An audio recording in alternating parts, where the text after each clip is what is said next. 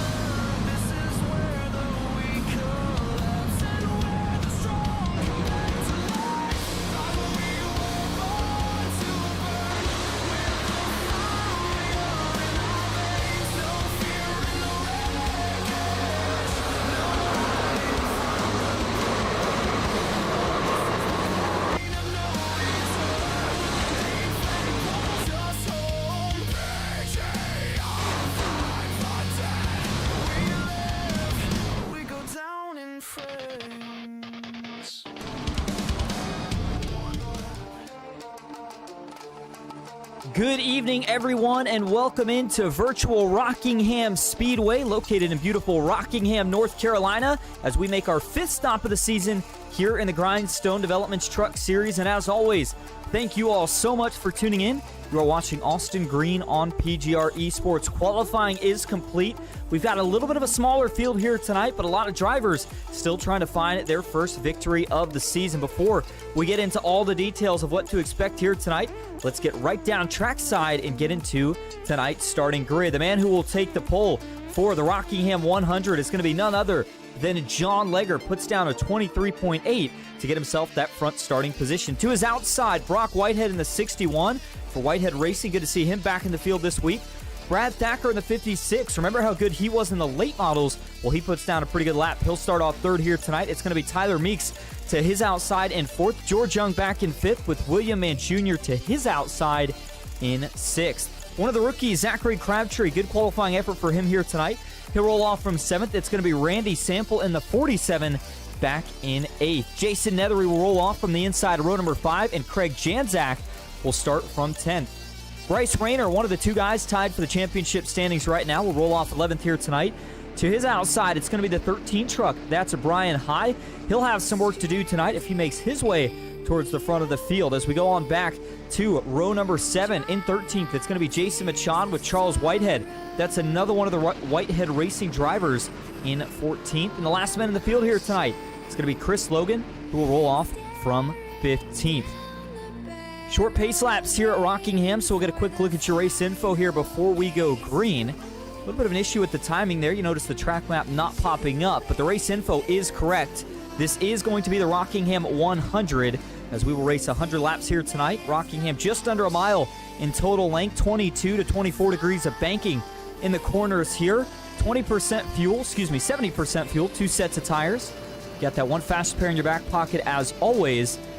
And it is, of course, pick setups. 2 green-white checkers if we need them at the end of this thing, but a lot of excitement here. This is a track that a lot of drivers had circled for where they could find a win, and here we go. Green flag in the air. We are underway at the Rock.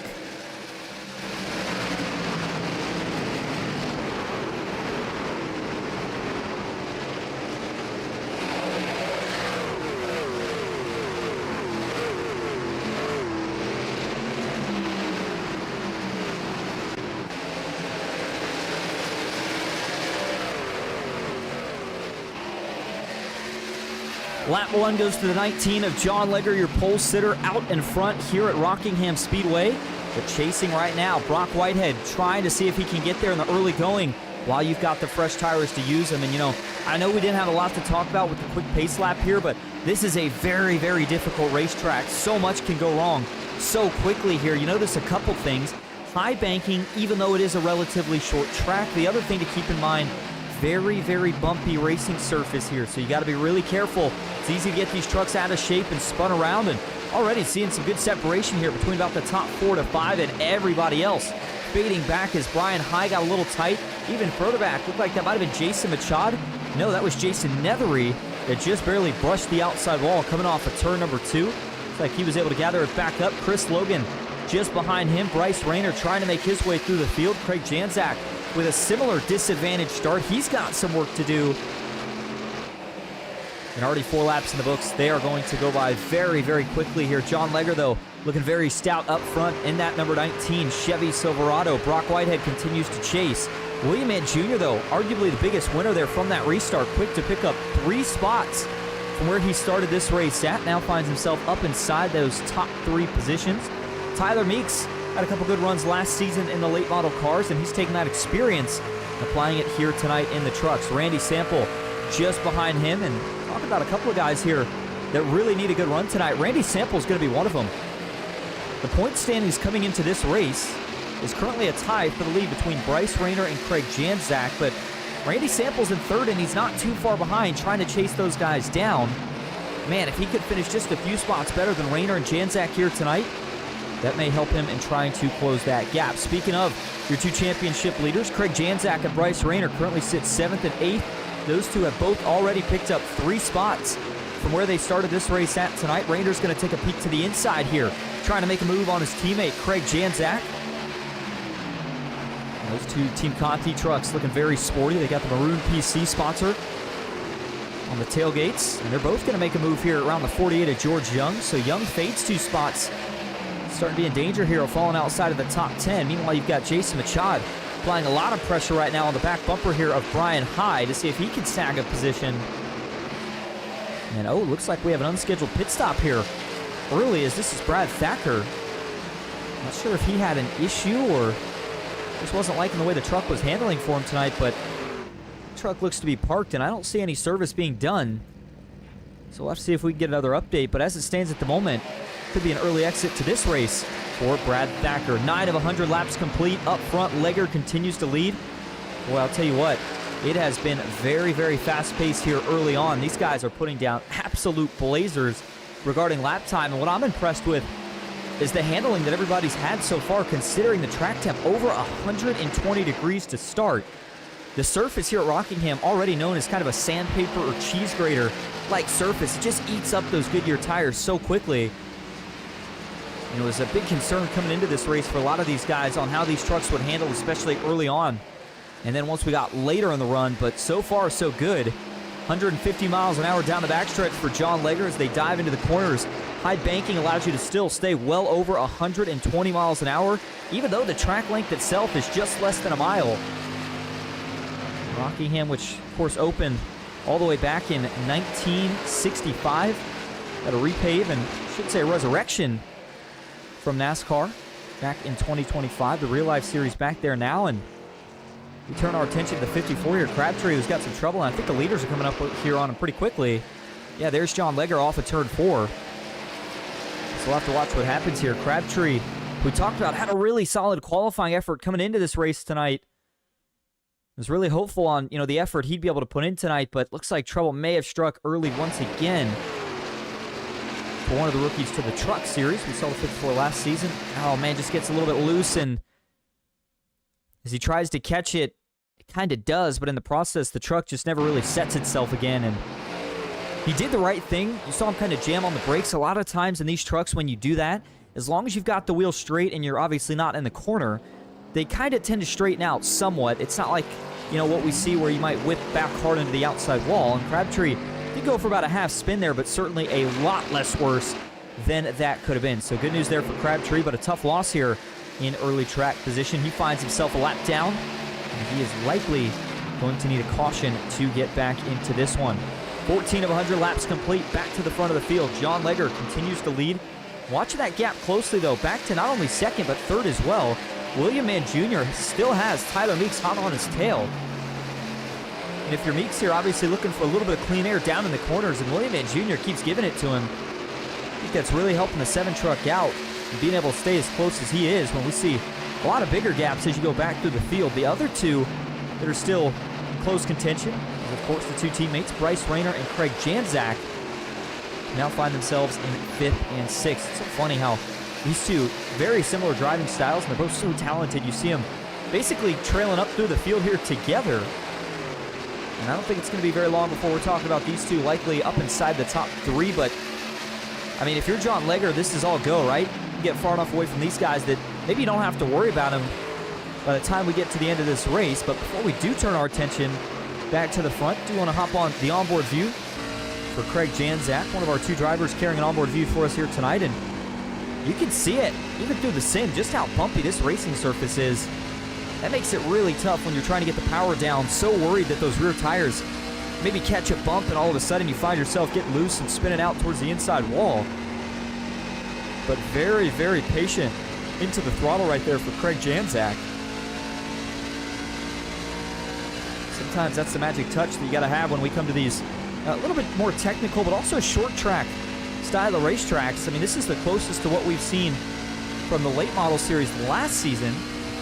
Bryce Rayner, of course, up 6 spots from where he started this race at. We've been talking about how quickly he's been moving up through the field. And for Rayner, so far this season, already finds himself with 2 wins. It does tie him with his teammate Craig Janzak. So we appreciate Bryce and Craig for carrying onboard views for us here tonight. John Legger, driver out of Boston, Massachusetts, has led all of them so far. And if you're just tuning in, you are watching the Grindstone Developments Truck Series live from Rockingham Speedway in Rockingham, North Carolina. Beautiful weather for racing. We talked about the hot track temp, but otherwise, all sunshine here around this less than a half-mile D-shaped oval. As William Mann Jr. did get passed by Tyler Meeks, so the 7 moves up to 3rd. 29 moves back to 4th. He's getting ready to lose 5th and 6th here. As Rainer's going to duck to the inside. We'll see if Janzak's going to follow. Looks like he'll do just that. William Mann Jr. up the racetrack. Maybe just a little brush there to the outside wall. Tires starting to fade out a little bit for the 29 Sundrop machine. Further back, Jason Machad. He's picked up a handful of spots from where he started this race at. Brian High. Good to see him back in the field here tonight. And maybe not Brian's preferred style of racetrack. We haven't got to actually ask him about it, but I was thinking back to just a couple of seasons ago and what Brian was able to do, of course, when we made a stop at Talladega Super Speedway. Well, Daytona is coming up in just a couple of weeks. So we talk about some of the guys like Bryce Rayner, Craig Janzak, John Legger, even Brock Whitehead, some of these guys that had maybe a track like Rockingham circled that they felt like was their specialty. They feel like they're really good here.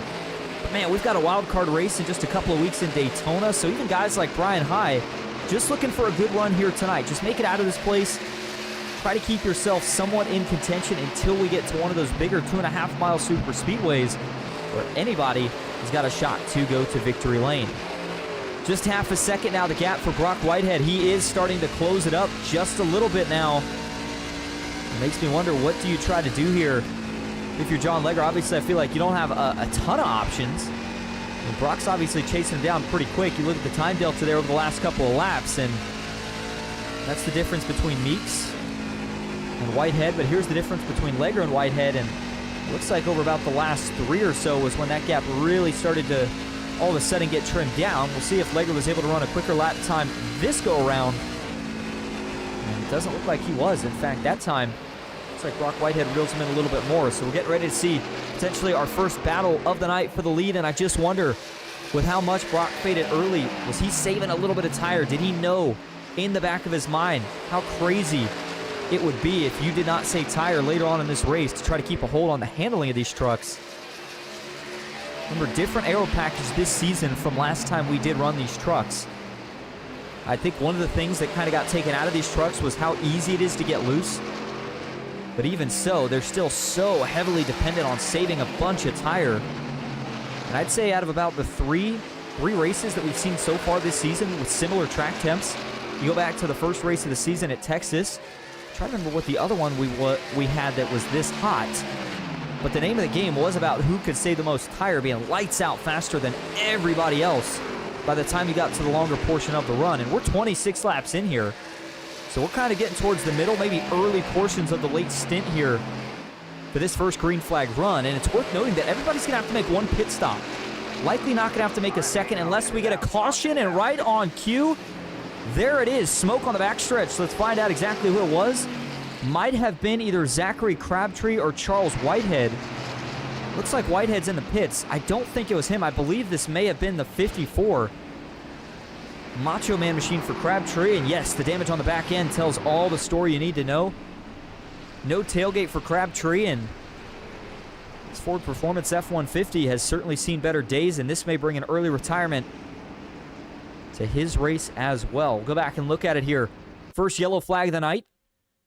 And as we go towards the front of the field here, John Legger was just getting ready to battle there with Brock Whitehead. But going back to this actual incident here for Crabtree, this is a very similar spot to where he had that first incident where he was able to just hang on, but he's just coming off a 2. Truck's washing up the hill on him, and as he gets into the outside wall, bounces him off. He tries to save it, but you can see as that truck initially went to the inside, Thacker assumed that's where the momentum was going to continue to carry. Thacker goes to shoot high, but as the 54 ends up staying kind of planted up there, he just gets run over. And that's what sends Crabtree down into the inside wall. Pretty big hit there as well for the 54. You can certainly see why he had to tow that truck immediately. Watch it again here as he gets up the hill. Obviously way out of the gas, but then, you know, if you're Brad Thacker, you got to take a guess, right? Because it's coming up so quick. You can't just slam on the brakes. You're already committed to that line. And then for Crabtree, bam, big hit into the inside concrete here at Rockingham. Safer barrier, rather. And so I do want to get a couple more angles of this here before we do go back to the live shot. See what pit strategy looked like for how it played out. And this will be, I'll tell you what, I want to go back to the chopper view. But before we do that, let's actually go here to the onboard view for Brad Thacker. This is going to do it justice. We'll play this full speed, and I want you to take a watch and listen. See how quickly this comes up.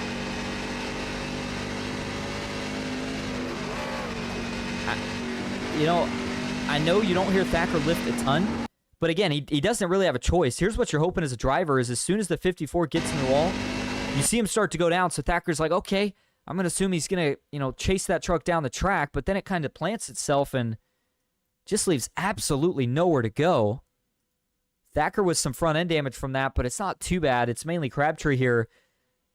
So there's that big hit off the inside safer barrier. Lucky that truck didn't come back up into traffic. You saw that rear tailgate sliding back onto the racing surface. So first caution of the night. After running over 25 laps under green, pit stops complete. Got to assume everybody went in for gas. Tire strategies may be a little bit different, as we're going to now line Brian High, Bryce Rayner, and John Legger up on the front row. Bryce Rayner and Brian High on the front row. John Legger and Tyler Meeks back in row number 2. Craig Janzak and George Young in row number 3. It'll be 30 laps when we cross the line. The iRacing.com pace car going to make the left turn down to the pit here at The Rock. And we are getting ready to do this again. First restart was crazy. Let's see how this one goes. Green flag back in the air, and we are back underway at Rockingham. Oh, big trouble right out of the gate for Brian High as he goes right front into the outside wall. No caution, we stay green, but that's going to send the 13 to the back of the field. And you got to assume there may have been some damage on that as well. We'll get a replay in just a moment. Meanwhile, at the front, Bryce Rayner leads over the 19 of John Legger. Meeks and Janzak chasing, but already single filed out all the way back to about the top 10. Man, you saw Brock Whitehead here to the inside, looking for a little bit of a run here in that 61 truck. Brad Thacker, who, watch out, William Mann Jr., big slide. They're not going to save it this time. Watch out, big hit. 3 trucks collected. William Mann Jr., Brad Thacker, and Chris Logan. Draw your second caution of the night. And this is a little bit more of what we're used to seeing at this place. Stock car racing, we know the saying, cautions breed cautions, but here at Rockingham, you just feel like you can go for a little bit more each time. And Brad Thacker, this is unfortunate because it looked like that incident started actually not really of his doing here, but again, like the last setup, you just don't have a lot of time to try to run and hide from any sort of wreck that breaks out. Let's go to how this starts first. See William Mann Jr. up here. He's going to take, does he take a look to the inside of Logan? No, he actually gets into the rear bumper of Logan going into the corner. That gets them both sideways, and I'll tell you what, I don't know about Logan. We'll have to see from a different camera view. I think William Mann Jr. may have had a shot at saving that truck, but along came the rushing Brock Whitehead and Brad Thacker, and for Brock, as he gets into the 29, that's what sends him back up this track. Thacker, that is a massive shot. That truck almost jumps the safer barrier and gets up into the fencing. See if we can get a chopper view from this here. Watch Chris Logan. I don't think he saves it either, but let's watch. Now let's go to the onboard view. I wonder if William Mann Jr. just missed the corner or if it was just the 70 checked up way more than what he was expecting. Man, that's a heck of a job right there by Charles Whitehead towards the end to dodge this one. Well, we've got a couple things to break down here, so let's start first here with the onboard view for William Mann Jr. And the big question right here is, does he miss the corner and just gets in too hot? That's why he gets into Logan, or is it more so a case of Logan just checks up earlier than he's expecting? Now, they both lifted about the same time. It just sounds like the 70 of Logan obviously lifts a bunch more, so a tough break right there for both guys. More than anything, that's just hard racing here in still the early parts of this one, but once Logan does start to spin, watch Brad Thacker here. I'll slow it down for you right as he's going to get in this accident. There's just nowhere to go, and I mean, that is a huge hit to the suspension on the left and right front. And look at Charles Whitehead. Man, just able to sneak by on the left side right there to not have a big impact with the 70 Chris Logan, who takes a second hit right there towards the end of that. So last onboard view I want to look at here is actually going to indeed be with Charles Whitehead. I know he's a lap down, but boy, watch this from his point of view. He sees it, checks up. Man, just barely able to dodge being involved in that one. And as we go back live now, we're going to try this once again. Lights are off on the pace cars, so we'll be going back green this time. Your pole sitter, John Legger, now finds himself back at the front of the field. Tyler Meeks second, Jason Machad in third. You got Bryce Rayner fourth, and Craig Janzak rounding out the top 5. And what's interesting here for Legger, obviously got cycled around there during that last restart with the pit cycle that we had under caution, but an interesting kind of swap back to the lead for him here this time. And the only man who's challenged him so far tonight has been that 61 of Brock Whitehead. So we'll have to see if Tyler Meeks, Jason Machad, or Bryce Rayner have anything for him. Well, if you're just tuning in, we appreciate you being here. Johanna Buys, good to see you in here. And Bandana USMC says, good luck, John Legger. And as watch out, Crabtree actually taking a late pit stop. Meanwhile, up front, green flag back in the air. Tyler Meeks got the better jump, though. How about that power move from the 7? He actually gets clear going into turn 1. Rest of the field getting up to full pace. Again, no restrictor plates here at these shorter tracks like Rockingham. So these guys have a lot of horsepower, lower downforce to work with. Side by side towards the back here, the 47. Randy Sample trying to hold on right here is... Actually, I take that back. I'm looking at the wrong car here. Go back a few more spots here. There's Randy Sample in the 47, who we were just talking about, the bright yellow and white. Team Conti Sim Performance Machine. Looks like he did switch his actual number on the side of that truck to the number 24, but the iRacing official number still 47 for Sample. Brad Thacker just ahead. You see the 34 there of Jason Ethery, last season's champion in the late model cars. You wondered how he performed here tonight. He's had some decent consistency so far this season, but maybe not as many strong runs as what he would like to. Meanwhile, at the front of the field, talked about Meeks grabbing the lead here now, and Bryce Rayner, Craig Janzak were both able to get around the 19 of Legger as well. Not sure if that's maybe just a little bit of a tire difference, or if these guys have all of a sudden found something that Legger can't seem to find any more of. That's going to shuffle things up for Tyler Meeks. Some of the first laps he's led this season. Maybe not the first laps completely, but some of the few laps that he's had the opportunity to lead consecutively so far this season. 7 of Meeks has been pretty fast, but it's been trying to get that truck all the way to that first position. It's been kind of the difficult part. We'll have to see what happens here. Single file still all the way back now to about 12th place, where we see Brian High, last truck on the lead lap at the moment. Charles Whitehead, I mentioned earlier, was a lap down. He's actually 4 laps down, so that's a tough break for the 51. Crabtree currently sitting 8 laps down. I'm not sure if he is retired from this race or if he's still in the run. Looks like he is still running, but not going to have any sort of competitive chance. And then Brad Thacker now finds himself 14 laps down. And for Thacker there, I'm not really sure how he got the 14 down. I know he was involved in both incidents, but I almost didn't feel like he would have used a faster car on the first one, and I know he had to use it on that one. Again, not sure exactly what cost Brad so many laps here before we're even halfway through on this race. Battle for the lead now, looking to the inside. The 87 of Bryce Rayner trying to find a way to get clear here. The 7 of Meeks going to play that defensive line, but the question, what lane is better here at Rockingham? I'd say it's about anybody's guess. Oh man, the 87 of Rayner, you can tell, trying everything he can right here to get Meeks to slip up just once, and as they come across the line, about 3 wide just about. Craig Janzak trying to make a sneaky move down to the bottom. John Legger all of a sudden back in contention. The 19 on the high side of the racetrack. Brock Whitehead, where did the 61 come from? Now he's back towards the front of the field. And for Whitehead, he'll get clear of Legger. That's going to move him up yet another spot. And I think for Bryce Rayner here, you're going to either have to get by the 7 or you may be potentially in danger of losing that second spot yourself. These guys have gotten kind of to a roadblock here, as nobody can find a way to get around Tyler Meeks. He'll single file him back out for now. And if you're Meeks here, you know, I don't know what these guys are looking at for fuel strategy. Part of me wants to say it's got to be close on if they can make it the rest of the way or not, but I think right now the concern's got to be, now that we've single filed out a little bit, what are the chances this race goes green all the rest of the way through? If it does, I've got to keep some track position while I've got the chance to do it. As you get back to about the 6th, 7th place running, Jason Machad currently sits in 6th. Last car in this lead draft, if you will. And then you've got George Young in 7th. Still down a couple spots where he started this race at, as is William Mann Jr. Those two trying to recover to get back up here inside of the top 5. And for Meeks here, obviously a lot of pressure. You're doing a lot of mirror driving, but at the same time, you got to try to make sure you don't overuse your stuff trying to play defense.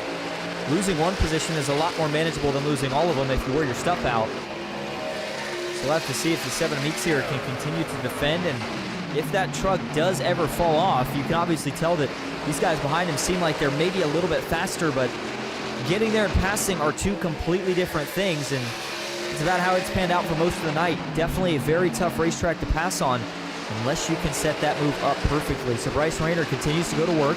He's able to get the left side of the nose there on the front of his Silverado, dip down just a little bit lower than the 7 on corner entry.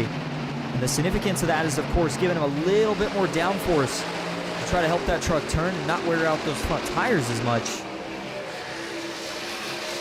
But if your Tyler Meeks here continues to play pretty stout defense, all things considered, then Bryce Rayner kind of gets a little bit of a run, but then by the time they get to the middle portion of the corner, it seems like the 7 of Meeks, I don't know if I'd say is better, but certainly seems like he's able to figure out how to consistently stay in front by making it work through that portion of the corner. George Young still back in 7th. We mentioned currently 2 spots back from where he started. William Mann Jr., Jason Ethery back up inside the top 10, and Randy Sample is currently the last man inside of the top 10. And a little surprising here for Sample, who had a decent qualifying effort, definitely not one of his better ones. Was going to start in 8th here tonight, and then notice now he has actually fallen back to 10th. So the 47 potentially need now some sort of break here in the form of a caution to get himself back in position. And we go down a couple more spots here, up a couple spots. Jason Machad in the 46. He currently sits up 7 spots from where he started this race at. So Machad's got a great run going so far, as we have now officially crossed the halfway point here at the Rock. And TRX says if 46 doesn't win, I lose my hours to the IRS. We'll have to see. Jason Machad is certainly on a heater right now with the amount of spots he's been able to pick up, but even so, those front guys are just so fast that I still think you need a caution or something to try to give you a shot. Janzak was getting a little bit fed up here with all the sitting around from his teammates, so it looks like he did take that move to the outside of Bryce Rayner, trying to find a way to either get even with not maybe just the 87, but potentially your leader as well. Nothing doing that time here, and we're going to go back to the onboard view here for Craig Janzak. And see the cockpit view. Janzak about as close as you could possibly be, and there is a little bit of draft here, but it's not necessarily anything major. But I would say, obviously, if you're, Craig here, talk about the frustration, but still a fairly long ways to go in this one. 48 laps left when we cross the line this time, so still plenty of time for anything to happen and stuff to play out. And I would say while there's still a group, there's still a chance of a caution. Now it's going to be a little bit more of the looks of Daytona. And there it is, the 7 going to go for a slide. Meeks tries to save it, and he does. Oh my goodness, Tyler Meeks with the save of the season potentially. He was about 45 to 90 degrees sideways, and he somehow manages to catch that truck. That is unbelievable. Let's go back and take a look at this. Second time tonight that as soon as I mention the word caution, all of a sudden, we see some sort of incident on the racetrack, and this looked like just a little bit of argy-bargy here where they ran each other out of room. You see Tyler Meeks up top, Bryce Rayner on the bottom, and Bryce is going down. You can't really fault Bryce for doing anything there. I don't know if the 7 of Meeks just figured he'd be lower or maybe thought he was clear out in front of him. I don't think that was the case, but just gets down the track into the 87. But I'm not going to remember this incident for that part of it. I'm going to remember it for what you just saw right there. That is an unbelievable save for Tyler Meeks. And, people do not understand just watching this at home how hard that is to do. Sim or not, to save a truck here at a track like Rockingham takes some serious wheel work. And, I mean, that truck, yeah, that looked like it was going to be exactly what happened to William Mann Jr., where he was getting ready to go back dead right into the fence. Instead, he catches it, and that is a heck of a job to keep himself inside the top 5. Back up front, that has now given a lead over, of course, to the 87 of Bryce Rayner. Craig Janzak, though, holding in second. You've got Charles Whitehead in third. Make that Brock Whitehead, rather.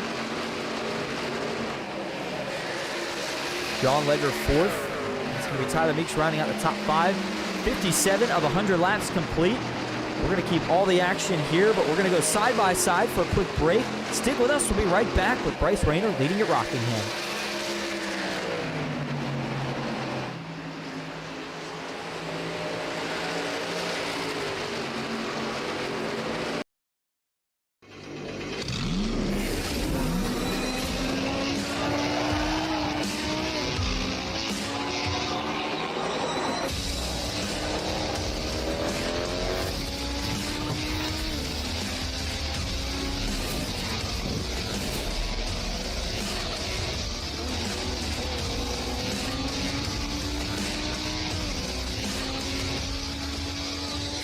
I played a couple of simulators, and this was like very responsive, especially the hydraulics and stuff, the motion and stuff was really, really on point. But you feel like you're really driving, it feels real. It adds so much to the experience. It's just really, really cool. It was pretty awesome.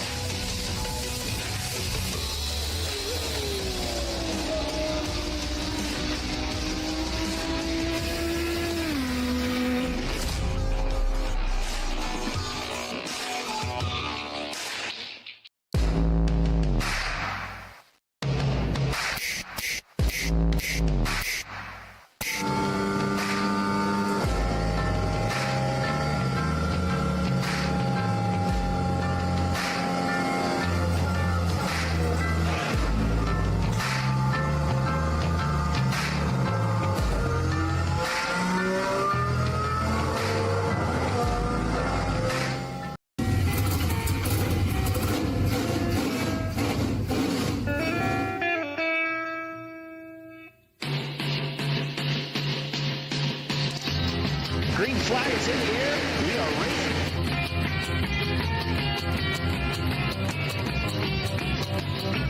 Three by three.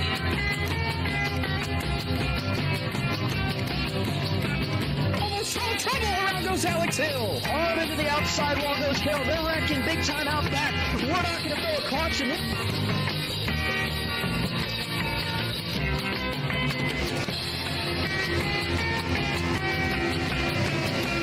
To the finish. Who gets it at the line? Cody Nagels wins it at Talladega.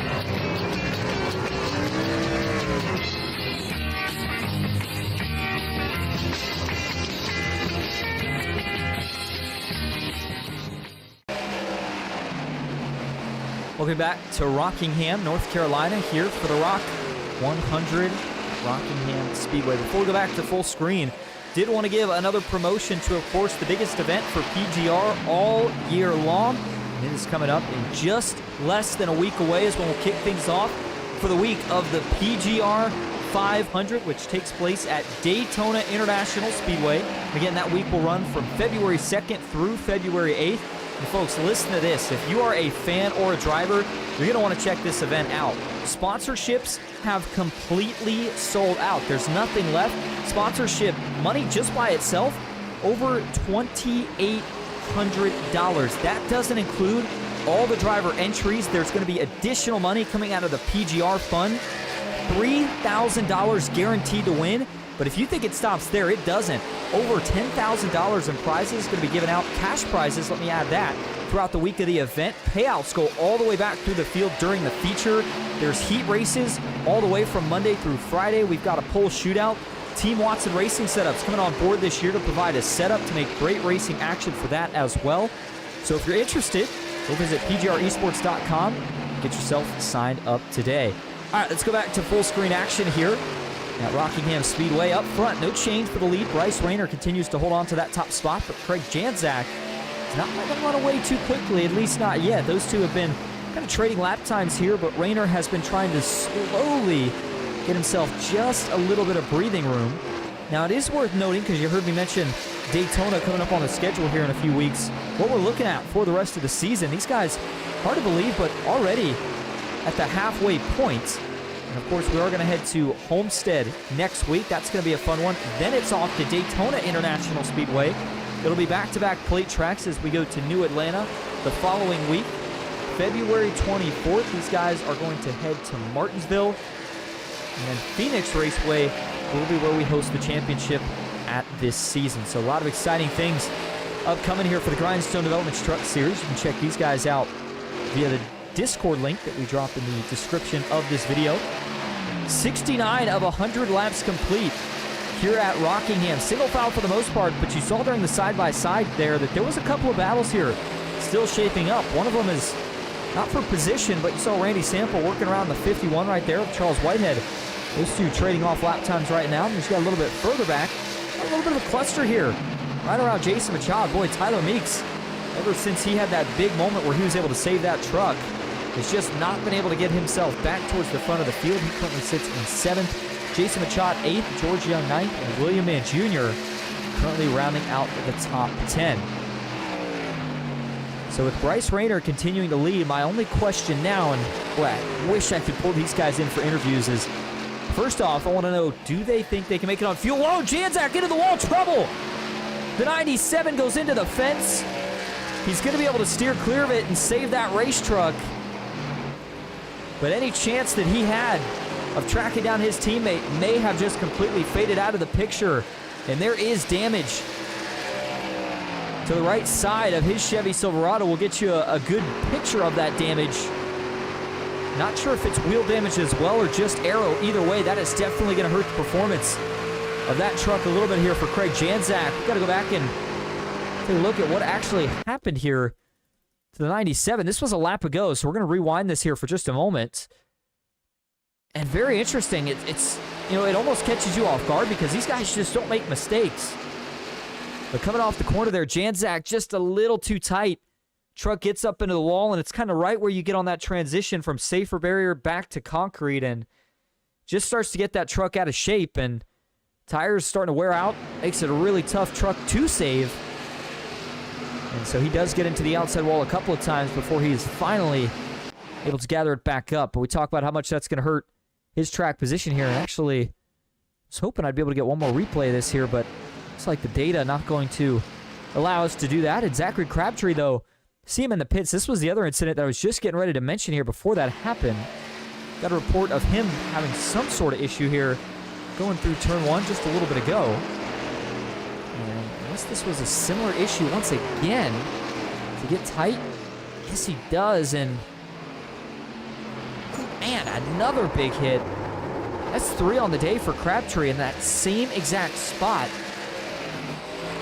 He's just had an issue, and as he tries to save it that time, truck doesn't bite. He goes towards the inside wall and finds himself in the pits once again. At the front of the field, though, now leading the way, Bryce Rayner. He has got a more than comfortable lead, 5 seconds. Currently the gap between him and now second place Randy Sample.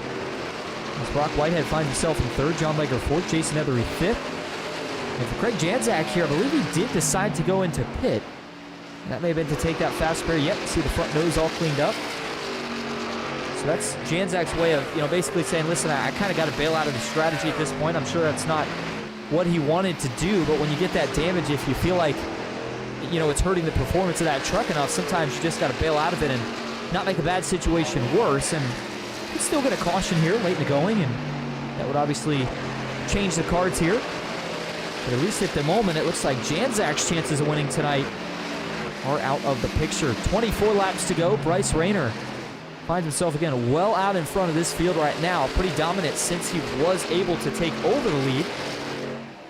And for Bryce, this is one of those tracks that fits right into his wheelhouse, so you know he was going to be fast here. And it's always so fun to watch some of these guys, the different lines that they work. And, you know, part of me was thinking that it was going to be kind of a 2-lane approach here, either all the way up near the wall or just wrapping that white line. But for Bryce Rayner here, a little bit of a mixed approach almost, if you will.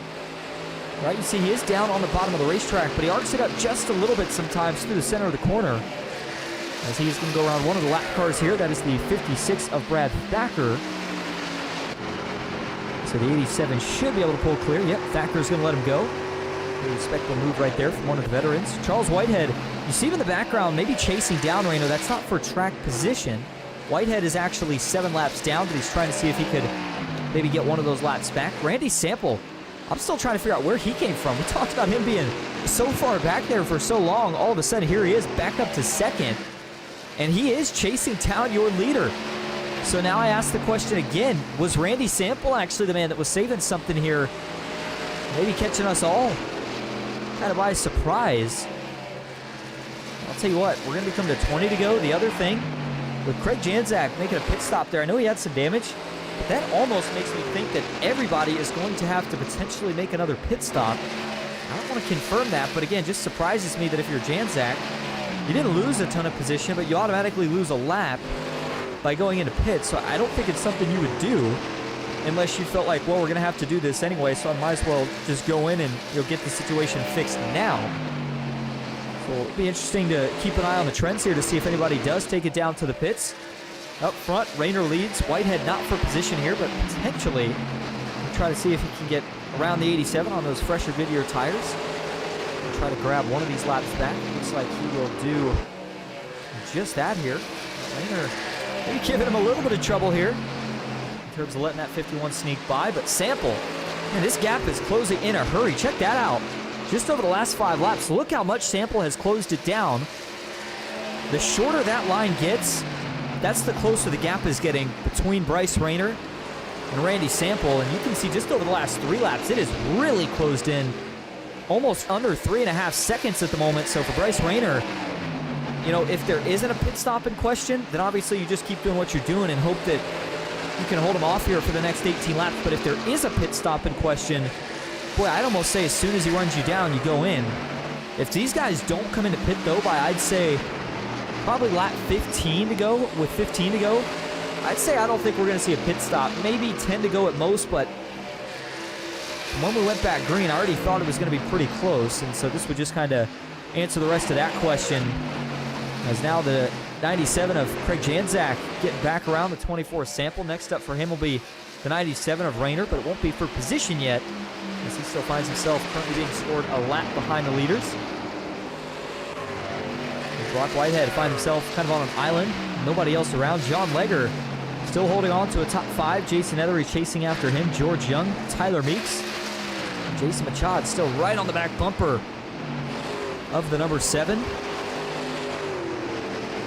If you're Jason Machad right here, trying to grab that spot, and he'll do just that. I was going to say, you want to set him up so that you can get a side draft down the whole straightaway and dive clear, but Meeks just brushed the outside wall, so that gave Machad more than enough to get clear.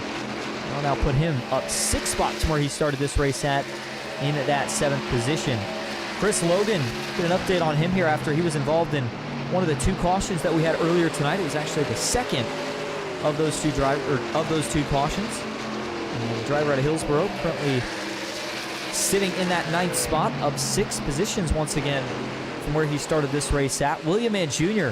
Boy, tough break here for the driver out of North Carolina. This has got to be considered, to a degree, a home track for him, along with, of course, Charlotte Motor Speedway, but just hasn't quite had the speed that he's needed here tonight. He had it early, but man, ever since that big slide and that caution that he got involved in, it just doesn't seem like the 29 has quite been the same. Craig Janczak in 11th. We talked about him being a lap down, but he has now gotten that lap back.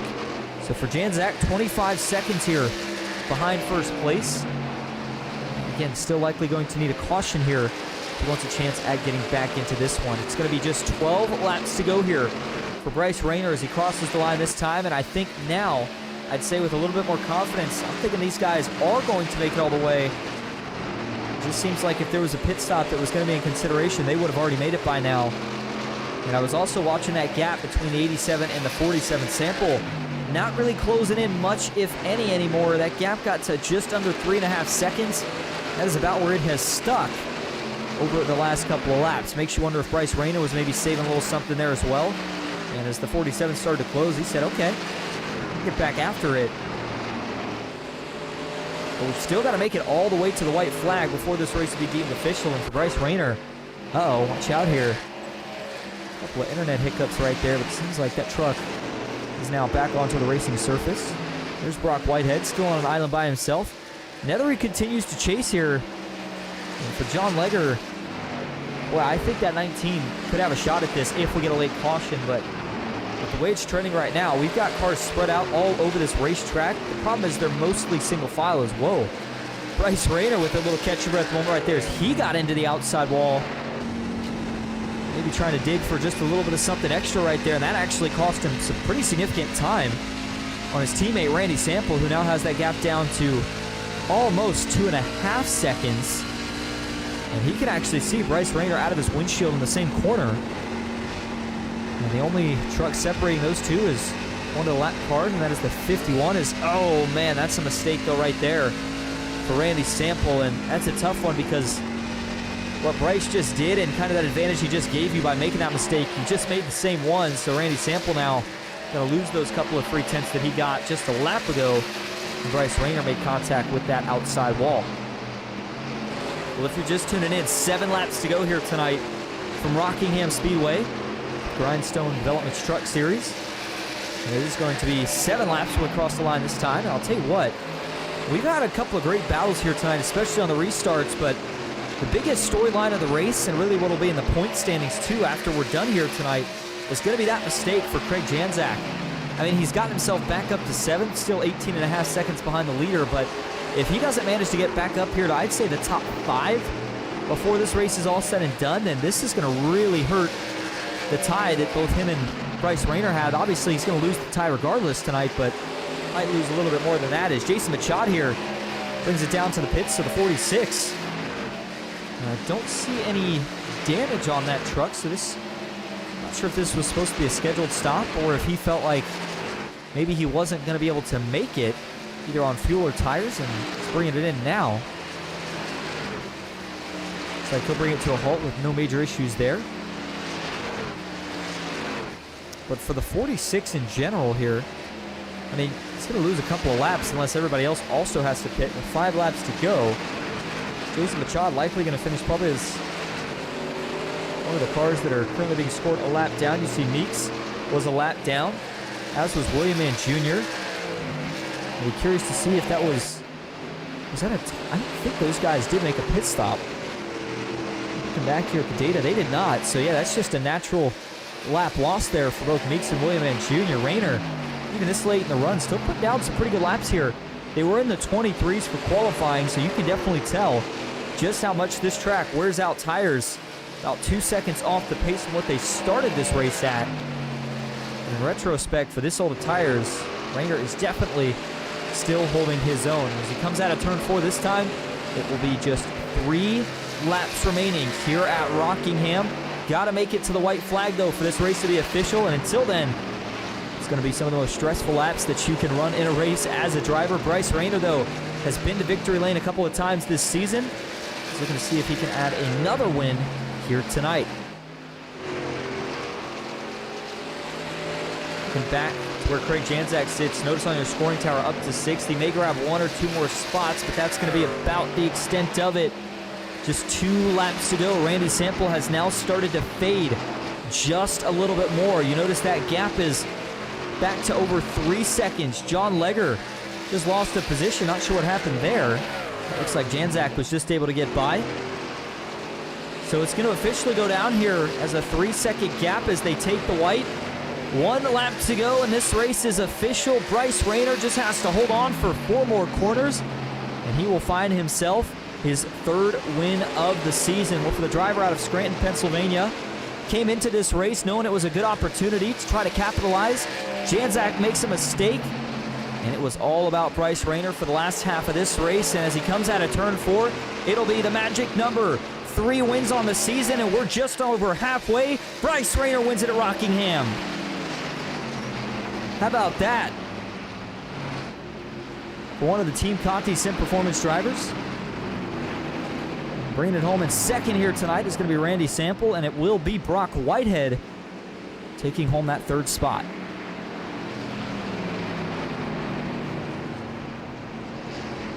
Janzak, by the way, it is worth noting, got back up to 4th and was only about a half a second away from somehow clawing back to the podium, but not quite going to be able to do it here tonight. So Bryce Rayner going to bring it around and burn it down as he'll celebrate his 3rd win of the season. And this is a good time to do it because as good as Bryce is, you still heard me mention those 2 plate races in the second half of the season. Anything can happen there. You can get wrecked out.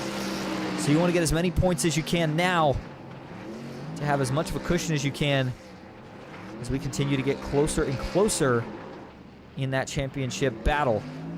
So as the smoke show continues on the front stretch here from Rockingham Speedway, let's take a look at your final results here tonight. Unofficially, Bryce Rayner will go down as your race winner. Randy Sample in 2nd, Brock Whitehead 3rd.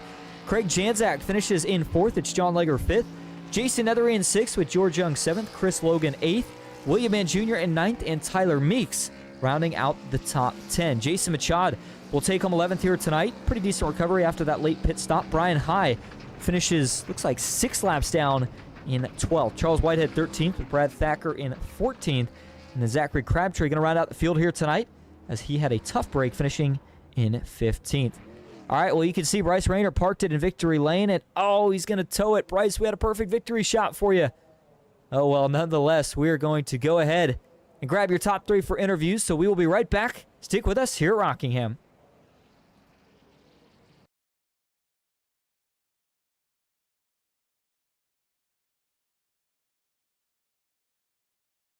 All right, going to kick things off first here tonight with your race winner of the Rockingham 100. It's the 87 of Bryce Rayner. Bryce, this is Austin up in the booth. You got a copy? Yeah, I got you, Austin. Oh, man, it feels like if we haven't, it certainly feels like we've been talking to you for 5 weeks in a row. You have been absolutely dominant. You capture your third win of the season here tonight at Rockingham, and pretty difficult track. We saw you and your teammate there flirting with the outside wall a couple of times. What was the biggest challenge in grabbing this win here tonight? Tires. That last run, I got down to 35 in the right front. So it was heavy on the right front, and with the high track temp and the new layout of Rockingham, it was kind of different from what I'm used to run at Rockingham with the old layout and the markers on the wall and everything like that. So honestly, just making sure you don't drive it in too hard and just using a little bit more brake than you think you should need to get the car to rotate and then back on throttle. But just tire saving was crucial tonight. Same as throttle management. I mean, if you get too much on the exit, I mean, you're either into the wall or spitting it out. So luckily we only had 1 or 2 cautions, I think. So honestly, it wasn't that bad, but overall it was a good race. Yeah, it certainly was, and you'll find a few points separation now to take over that championship lead that you were tied with your teammate Craig Janzak. Now, looking at the back half of the season, we've got a couple of wild card races on there with some of the super speedways. With that in mind, how important is it to try to get as many points as you can here on some of these more technical tracks? Yeah, super important, honestly. I know next week is going to be a good one. Really fun Homestead track. If the track temp is just like it is tonight and track temp for the rest of the races are this high, it's going to be game changer with tire saving, especially at Homestead. A couple of the other ones, Daytona, Atlanta, not so much. But Phoenix is another big one. Martinsville is just, it's there, it's flat. So you gotta manage your right rear and all that stuff. But overall, taking this points gap, which is only 3 points, I believe, with Craig having his issue. I don't really know what happened with him, but I'll take what I can get. Regardless, if he didn't have that issue, he probably was going to finish P2 or 3. Randy was coming like a rocket, so I don't know what kicked in his truck, but he had something for me if he was just a little bit closer. But points lead going in next week is great. I will be missing Atlanta, so that'll be my drop week. But overall, I'm excited for the next couple of weeks. Absolutely. Well, Bryce, before we let you head out, third victory of the season. Is there anyone you want to thank or shout out? Yeah, I just want to thank all the admins here, Tyler, Whiteheads, man, everybody who gets this league going. Secondly, Grindstone Developments. They put on this league for quite a while, so happy to have them here. Secondly, my buddy Craig, obviously he had his misfortune tonight. He did say Rockingham was not his favorite, but thought he would have finished probably right behind me. But overall, good race by him as well to finish P4 after what happened. Really good recovery there. Next, Team Conti Sim Performance, Martin PC, Digital Sim Sports for all the road guys over there. And lastly, I just want to thank PGR eSports and Austin up in the booth. You guys do a phenomenal job. And before I go, Tyler Meeks, I've got to take a look at what occurred, I guess, on that lap. Don't really know what happened. I feel like it's a racing incident, but if not, I'll take the blame. But I'll go take a look at that and see what happened there. But overall, great race. Absolutely. And Bryce, we appreciate you talking to us. Congrats on the race win, and we will see you next week. All right, sounds good. Thank you, Austin. All right, that is your race winner, Bryce Rayner. The 87 gets it done here tonight at Rockingham. That is now going to move us on to your second place finisher here tonight, and that is none other than the 47 of Randy Sample. Randy, this is Austin up in the booth. You got a copy? Yep, man. Well, tonight you finish in that second spot. It's a great run for you, but your teammate Bryce Rayner said if you were a little closer, he thinks you might have got there. What more do you think you needed?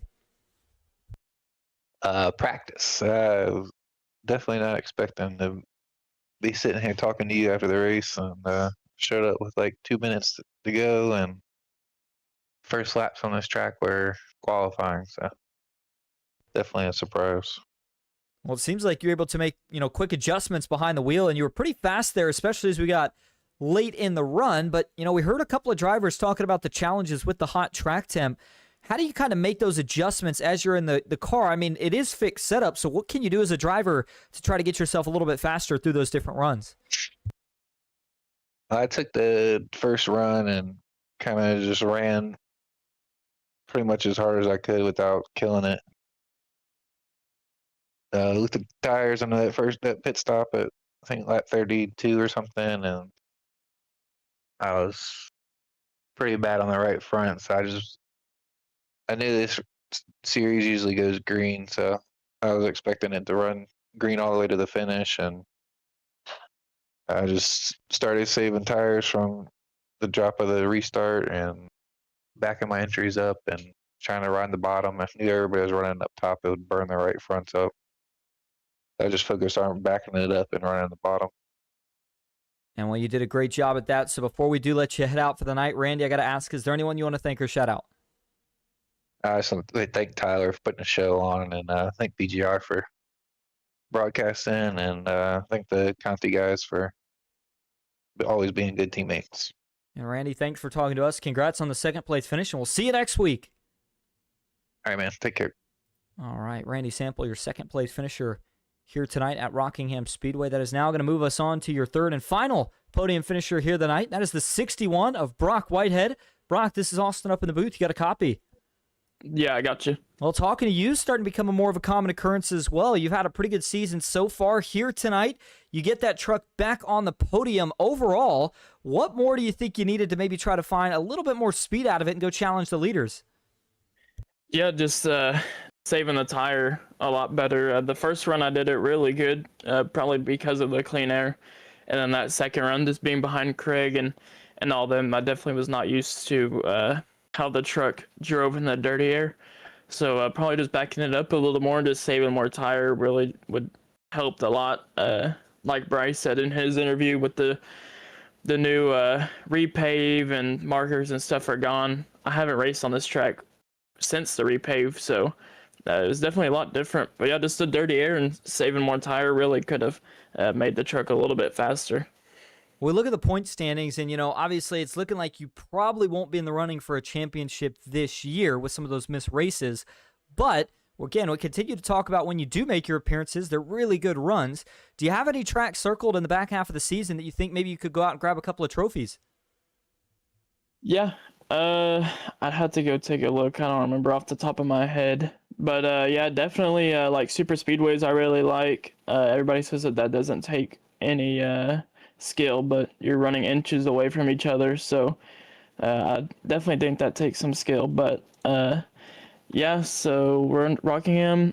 Homestead's all right. Definitely Daytona, Atlanta, Martinsville I'm getting better, and definitely Phoenix I've gotten a lot better at. So really the next, about 3 out of the last 5 or 6 I'm definitely looking forward to. Well, Brock, before we let you head out tonight to celebrate a podium, is there anyone you want to thank or shout out?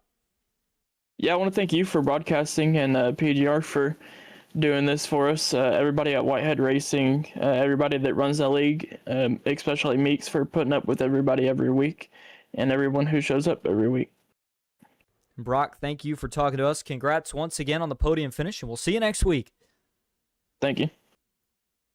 All right, and that was Brock Whitehead, your third place finisher here tonight, and that's just about going to wrap up our coverage here from Rockingham Speedway. Great race overall here tonight. Definitely a little bit on the trickier side. You heard drivers talking about it, but guess who? Bryce Rayner once again able to find victory lane. He is your winner of the Rockingham 100. Next week, it's off to Homestead, Miami, back to the 1.5 miles, and that is going to be just as good, if not better, than what we had this week, and hope to see everybody there. Don't forget, the PGR 500 is also next week. That event will be running throughout the entire week, so we hope to see you joining in for that as well. For tonight, that'll do it for myself, Austin.